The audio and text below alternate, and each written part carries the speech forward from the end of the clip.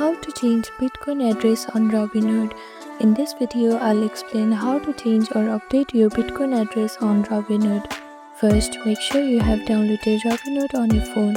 If you are iPhone user, you can download it from App Store, and if you are Android user, you can download it from Play Store. After that, click on search bar and open Robinhood app. Now make sure to log into your account and you will see this home page. Now tap on crypto section, then select Bitcoin from the list. Or you can also click on this search bar and type in Bitcoin here.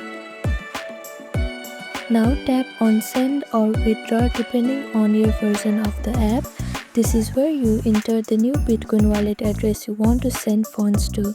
Make sure it's correct and double check everything. After that, Robinhood will ask you to complete two-factor authentication before the transfer is confirmed. And once confirmed, your Bitcoin will be sent to the new address. And that's it. This is how you can change or update your new Bitcoin address on Robinhood. Thank you for watching this video. Please like, share and subscribe to our channel and comment down below if you have any other queries. Thank you.